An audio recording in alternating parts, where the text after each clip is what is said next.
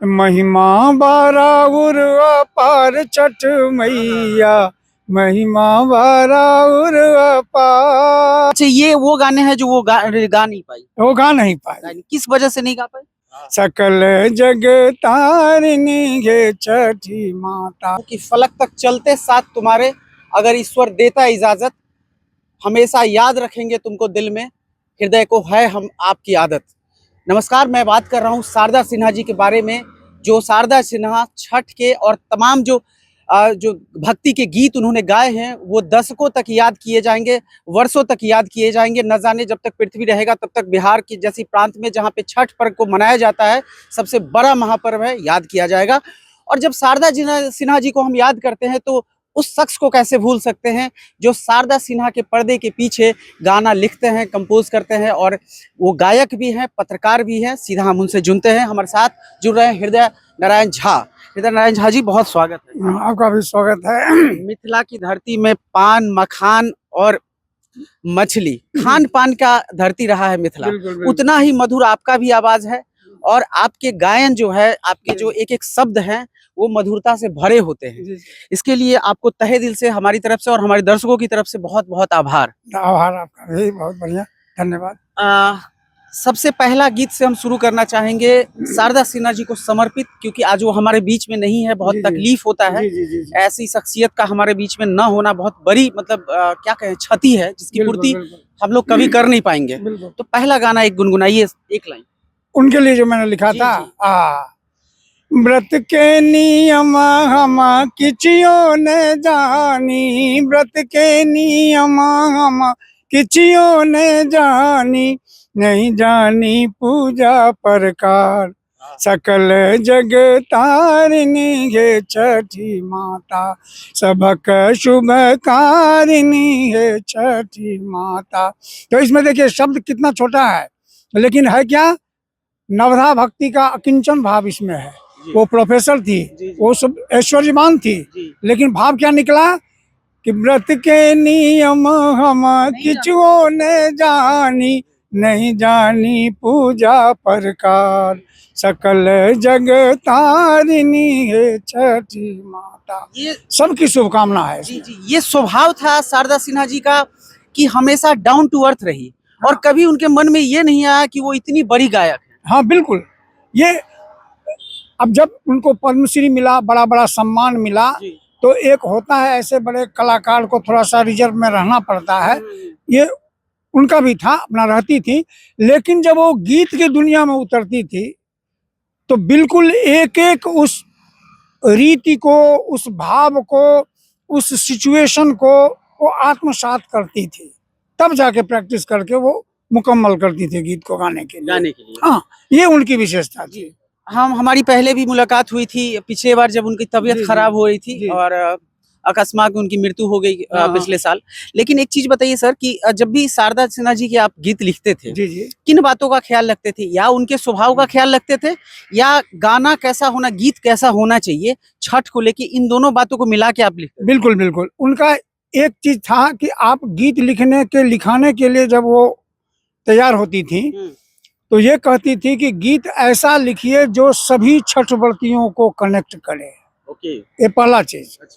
उसमें गरीब अमीर ऊंच नीच का कोई भेदभाव नहीं। कम पढ़ा लिखा, ज्यादा पढ़ा लिखा, ये कोई मतलब नहीं है। गीत ऐसा होना चाहिए जो सभी छठ व्रतियों को जोड़े, लगे कि मेरे लिए है। तो पहली बात तो ये ध्यान में रखना है। और उसके बाद ये है कि यदि आपको लगता है कि नहीं, कोई हम किसी पात्र को खड़ा करके लिखें, कभी नहीं व्रत किया, अब जब बेचैन हो गई है चारों तरफ, उससे कोई अंधेरा दिखाई दे रहा है जीवन में, अब कोई सहारा नहीं है, तो वो सहारा के लिए कि वो छठ व्रत करे तो उसको सहारा मिलेगा। तो इस भाव का भी चीज आप लिख सकते हैं। जो बेचैन हो जाता है उसके लिए आपने कोई गाना लिखा था जो गाई थी? ना, वो पहला ही एल्बम में मैंने लिखा था, जो अधिक दिनों तक, मान लीजिए शादी हुआ, 5 साल तक बच्चा नहीं हुआ, तो घर में कई तरह का ताना माना चलने लगता है। तो ऐसा ही एक पात्र पर गीत लिखा जो कि बच्चा नहीं हो रहा है, विलम्ब हो गया, तो सास ससुर ननद देवर सबका ताना उसको सुनना पड़ता है। ताना से तंग आकर के, वो किसी को बोल भी नहीं सकती है बात, तो ताना से तंग आकर के वो छठ का व्रत करती है, और वो गीत गाती है। इसी भाव का गीत मैंने लिखा था, वो भोजपुरी में लिखा था 2021 में,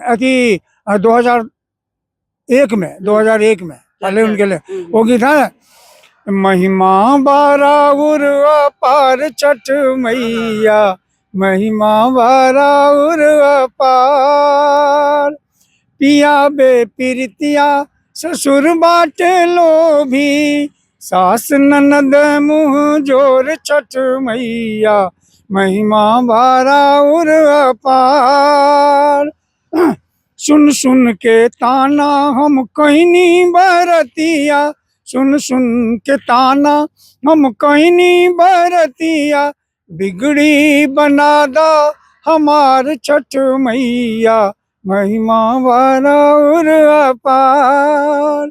तो इससे जितनी भी ऐसी पात्र हैं समाज में वो सब कनेक्ट हुआ, गीत लोगों को पसंद आ गया। उनसे पहले भी उन्होंने छठ के कई गीत लिखे और छठ के गीत पर में चूंकि पहली बार शारदा सिन्हा के आवाज में मार्केट में गीत आया था उस समय, तो इसलिए उनको प्लेटिनम डिस्क मिल चुका था उससे पहले मिल चुका आपकी मुलाकात से पहले? हमारी मुलाकात से पहले मिल चुका था। लेकिन जब मैं आया तो उनको लगा कि ट्रेडिशनल गीत तो मैं गा ही चुकी हूँ, अब नया क्या होगा। तो नया करने के लिए वो मेरे संपर्क में वो मतलब आप थोड़े नए दौर में आए? मैंने 2001 कहिए ना, तो नया दौर ही था उनके लिए। उसके बाद से जो भी गीत मैंने लिखे वो सब प्रयोग कर करके लिखा। कुछ छठ के मूल धुन में भी थे, कुछ छठ के बाहरी धुन में भी थे, लेकिन चूंकि पारंपरिक धुन में मैंने लिखे इसीलिए सभी गीत छठ गीत के रूप में स्थापित हो गया, सुपर हिट हो गया। हाँ, हो गया। अच्छा सर, अब शारदा सिन्हा जी के एब्सेंस में जब वो नहीं रही, तो आपके जो गीत हैं उसके लेके आपको कोई संपर्क किया है? जैसे कि बहुत सारे गायिका हैं, बिहार में भी है 2-3 गायिका जो आप बोल रहे थे। हाँ, तो देखिए वैसे मैं गीत कभी नहीं लिखा कि गीत लिख के रख देते हैं, कोई हमसे संपर्क करेगा तो गीत बेचेंगे, इस भावना से कभी मैंने गीत लिखा नहीं। अब जब से गीत लिखने लगे हैं किसी गायिका के लिए, शारदा जी के ही लिए, तो उन्होंने चूंकि सब्जेक्ट बता देती थी कि ऐसा ऐसा चीज आप ध्यान में करके कुछ लिखिए, तो अभी में मेरी वही भावना है कि यदि किसी को गीत लिखाना होगा तो वो हमको कहेगी कि हमको किस तरह का गीत चाहिए, तो वो जिस तरह का गीत आग्रह होगा उस तरह का गीत लिखा जाएगा। लेकिन कोई कांटेक्ट किया है आपसे? हाँ, कांटेक्ट, हाँ बिल्कुल। नाम बताइए। कांटेक्ट किए हैं, अभी अक्षरा सिंह हमसे संपर्क की। अच्छा। हाँ, तो उनसे मेरी बातचीत भी हुई है। अच्छा। और वो बहुत संतोषजनक उनका हमको लगा मिलना। उन्होंने ये कहा है कि जो हम मूल्य, पारंपरिक सांस्कृतिक मूल्य की जो चीजें हैं वो मैं गाऊंगी और उस रूप में मैं उस गीत को स्थापित करूंगी और मैं मैथिली में भी गाऊंगी। अच्छा, मैथिली में? हाँ, वो कही है कि शारदा दीदी अब नहीं है तो मैथिली में भी मैं गाऊंगी, गुरुजी आप लिखिएगा तो मैं मैथिली में भी गाऊंगी। और कोई? और कल्पना जी संपर्क की हैं। अच्छा। लेकिन कल्पना पटवारी जी संपर्क की हैं, लेकिन अभी तक उनका ये ऑफर नहीं आया है कि कौन सा गीत लिखना है, कब लिखना है। और एक और बोल रहे थे? हाँ, एक प्रिया मल्लिक। हाँ, प्रिया मल्लिक का ये कहना है कि शारदा दीदी के बाद उस तरह का जो चीज आप लिखते रहे हैं अब मेरे लिए भी लिखिए। तो हम कहे नहीं, आपके लिए लिखेंगे, लेकिन अलग से यदि कोई आप हमको सब्जेक्ट दीजिएगा तो उस हिसाब से लिखेंगे, अपने मन से तो हम लिखेंगे नहीं, जैसे वो देती थी। हाँ शारदा सिन्हा जी। हाँ, तो ये सब संपर्क में अभी हैं। और कुछ गायिका सब संपर्क में है, कुछ नेपाल से भी एक गायिका है रेखा कुशवाहा, एक रेखा यादव है पूर्णिया के तरफ की, तो वो सब संपर्क में अभी गायिका सब आ रही है। शारदा सिन्हा का जगह कोई ले पाएगा उनके न रहने पे? वो संस्कार, वो सौम्यता, वो ठहराव, वो सांस्कृतिक विरासत से जुड़ाव, ये किसी में आपको दिखा है झलक? अभी तक नहीं दिखा है। अभी तक अपने बिहार में, अभी तो पटना में भी बहुत सारे गायक गायिका हैं और कहने के लिए बहुत प्रोग्राम करती है, बहुत तरह का चीज गाती हैं, लेकिन वो एक गाने की तकनीक, गीत के प्रति जो एक उनकी निष्ठा थी, गीत का शब्द कैसा हो, गीत का धुन कैसा हो, और गीत की कनेक्टिविटी कितनी हो, और गीत की कनेक्टिविटी को ध्यान में रख करके फिर उसका म्यूजिक कैसा हो कि ध्वनि कान तक पहुंचे तो वो उसको अच्छा लगे। अच्छा। तो इसीलिए ऐसा आप गौर किए होंगे कि उनके छठ गीत में ज्यादातर गीत जो है वो लाइट क्लासिकल म्यूजिक का ही उसमें रंग कॉम्बिनेशन देखने को है, मिलता हाँ, मिलता है। जी, उसमें कहीं भी वेस्टर्न म्यूजिक आपको दिखाई नहीं दिखाई देगा। नहीं देगा, ये उनको निभा गया। निभा गया, हाँ। तो ये चीज है। आप आने वाली जो अभी जो गायिका हैं उनमें तो अपना पहले संस्कार विकसित करना होगा ना। बिल्कुल बिल्कुल। सर एक बात बताइए, जब शारदा सिन्हा जी अंतिम सांसें ले रही थी, चंद पल उनके पास बाकी था, तो आपके पास कुछ ऐसा चीज छूट गया था आपके, आपने लिखा हो और वो ना गा पाई? हाँ, क्या हाँ, छूटा था हाँ, सर? हाँ। वो छूटा था कि अब जैसे कि शिव जी का 3 नचारी हम उनके लिए लिखे थे। और वो नचारी लिखे थे कब? 2010 में लिखे थे। अच्छा, अभी तक मेरे पास है वो ना गा पाई? वो नहीं गा पाए। नहीं गा पाई, क्या है सर? उसका कोई एक लाइन सुना सकते हाँ, हाँ, सुना सकते हैं। उसमें एक था, अब वो जो उनके सामने बैठ के वो फाइनल हुआ था गीत, हैं? शिव जोगिया में सबसे महान जोगिया, शिव जोगिया में सबसे महान जोगिया। ये गीत हम उनके लिए लिखे थे। हाँ, हाँ। और 3 गाना लिखे थे। तो थोड़ा निकालना पड़ेगा, निकालेंगे तभी हम उसको गा पाएंगे। आपको निकालना है? निकालिए ना। अच्छा, लोगों को पसंद आनी चाहिए, ये मेरी सबसे बड़ी इच्छा थी। तो लोगों को पसंद आ गया। अब जो आगे आएगा चीज, पहले भी उनके लिए मैंने शिव का भजन लिखा था, एक बार कांवड़ का गीत गाई थी। तो 3 गीत मैंने लिखे। वो तीनों गीत उस समय सुपर हिट हुआ। उस समय में बड़े बड़े गायक लोग गाए थे। लेकिन छूट गया था वो, छूट जो गया, जो नहीं गा सकी हैं, वो यही है गीत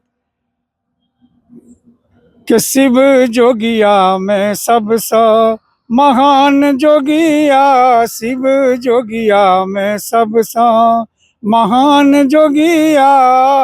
सुना देते हैं, उसी के साथ लिखा था जे सब हक सुधिया हंसी हंसी लै छियौ बम भोला बाबा, जगत विदित वैद्यनाथ यौ बम भोला बाबा।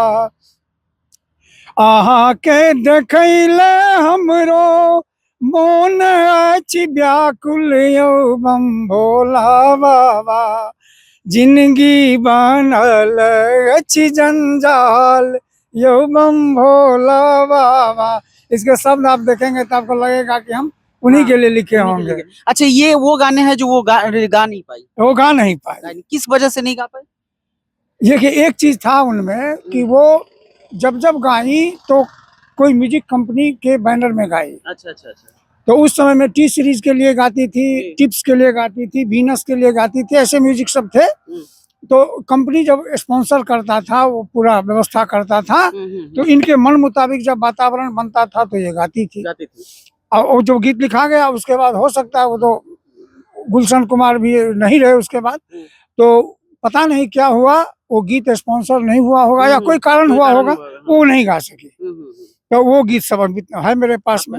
अच्छा, अब ये जो गीत आप परे रह गए, जो शारदा जी नहीं गा पाई किसी भी वजह से, कॉन्ट्रैक्ट आगे नहीं बढ़ पाया, कंपोजर को पसंद नहीं आया, चाहे जो भी हो वजह जो भी हो, तो अब ये सारे गीतों को आप फिर से किसी से गवाएंगे या ऐसे ही ये ठंडे बस्ते में रह जाए? नहीं, ये गीत ऑलरेडी इस पर चर्चा चल रही है। या आपसे मिलके हम ऐसे ही पूरा गीत आप ही से गवा के लोगों को सुना दें? नहीं, अब ये गीत आप सुनेंगे किसी अच्छे गायिका के ही स्वर से सुनेंगे आप। ऐसे किसी को आप देने वाले हैं नहीं? मुझे नहीं लगता है। नहीं, अरे गरे कोई नहीं ले सकता। सारे लोग ये गा भी नहीं सकता। नहीं, सारे उस भाव से नहीं गा सकते। जिसको मैं देने की भावना कर रहा हूँ उनको भी मैंने कह दिया है कि इसका आप बढ़िया से मेरे साथ बैठ करके उस टोन को आप ले लीजिए, जो शारदा जी गाती थी तब गाइए। हाँ, और जैसा वो उन्होंने लिखाया, जिस तरह से गा करके इसको मुकम्मल की थी, वो जो मुझे याद है मैं आपको बताऊंगा। आप उसको पहले थोड़ा सा। चैती छठ कब से शुरू हो रहा है सर? चैती छठ तो अब आज तो हो गया, 2 परसों से होगा। परसों से नहाय खाए हो जाएगा। हाँ, संझियारक उसके बाद सुबह वाला अर्घ होगा। और ये तो छठ का पर्व ऐसा है कि पूरे संसार के जो छठ व्रती है उसको कनेक्ट करता है। तो देखिए, तमाम चर्चाएं हुई हमारे साथ, और क्या वजह रही, किस तरह के गाने छूट गए, किस कारण से छूट गए, और शारदा सिन्हा जी जब हमारे बीच नहीं है तो उम्मीद गंगा जी लिखे थे गीत। गंगा जी पर हम लिखे नहीं थे। एक चूंकि वो मॉरिशस में गंगा सरोवर में गाया जाता है, अभी भी बहुत लोकप्रिय पारंपरिक है गीत, वो मेरा खोज किया हुआ था। उस पर चर्चा हुई तो कहेगी नहीं हम गंगा गीत भी गाएंगे, लेकिन गा नहीं पाई। तो इसी तरह के बहुत सारे उनके साथ जो घटनाएं जुड़ी रहे उस पर हमने थोड़ा प्रकाश डाला है। चूंकि चैती छठ महापर्व जो है वो परसों से शुरू हो रहा है नहाय खाए से, उसके बाद ये चलता रहेगा और इसके बाद जो मेन छठ होता है वो भी आएगा। इस तरह से बिहार में 2 तरह के छठ मनाए जाते हैं। तो सारी बातें हुई और पत्रकार भी रहे हैं हृदय नारायण झा, राइटर भी हैं, सिंगर भी हैं, कंपोजर भी कह ले हैं और बहुत अच्छी इनकी शब्दावली जो चयन होता है इनके गीतों में वो पूछिए मत। अब ये अभी हैं, शारदा जी अभी नहीं है हमारे बीच में, तो हम चाहते हैं कि इनको भी लोग याद करें और यही वो हीरो हैं कह ले कि गाना को बनाने वाले, जिनके गाने शारदा सिन्हा जी गाते हैं और उनको गा के शारदा सिन्हा जी आज अमर हो गई, हमारे दिलों में हैं और अनवरत रहेंगी। फिलहाल इसी विचार के साथ आपसे इजाजत चाहूंगा। दर्शकों बने रहे हमारे साथ, अपने विचार हमारे साथ साझा कीजिएगा।